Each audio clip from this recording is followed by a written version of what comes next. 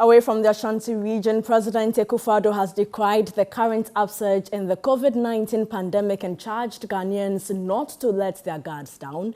Speaking at the 2021 Eid-Ul-Adha prayers at the Ghana National Mosque in Accra, the president encouraged the citizenry to keenly follow the Covid-19 protocols until everyone receives a double dose of the vaccine.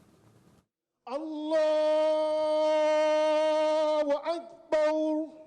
The 2021 Eid-Ul-Adha prayers were held at the newly commissioned Ghana National Mosque in Accra. Chief Imam Dr. Sheikh Osman Husharbutu led the prayers.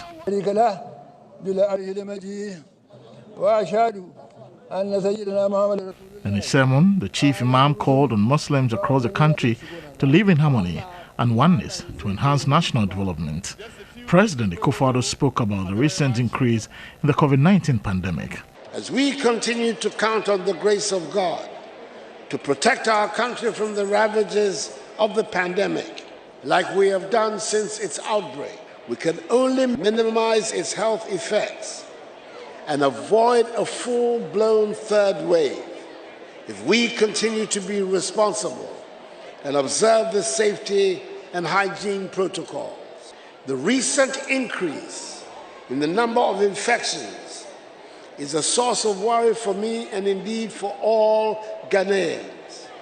From the rising numbers, it is safe to conclude that we have let our guard down and we're beginning to live our lives and conduct our businesses as though we are in normal times. It is important to repeat that the virus is still with us, and until each and every one of us receives a double dose of the vaccine, the protocols must continue to be a part and parcel of our daily activities.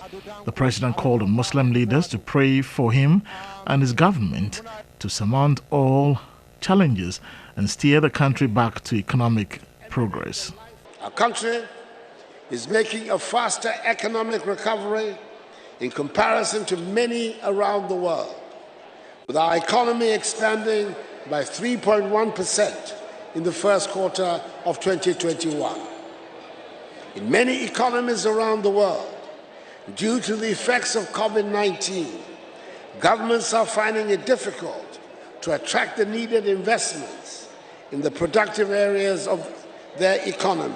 However, our situation appears to be different, as the investor community continues to cast a vote of confidence in our economy.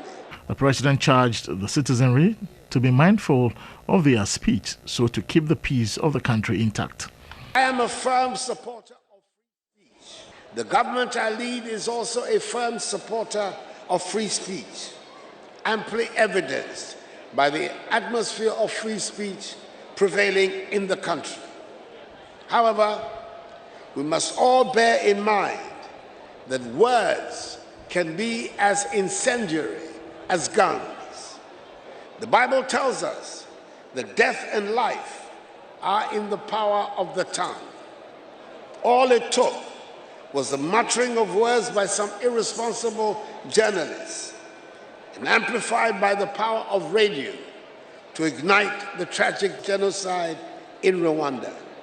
It is important for all of us to recognize that there's only one country we call home, and that is Ghana. The sacrificial lamb was later slaughtered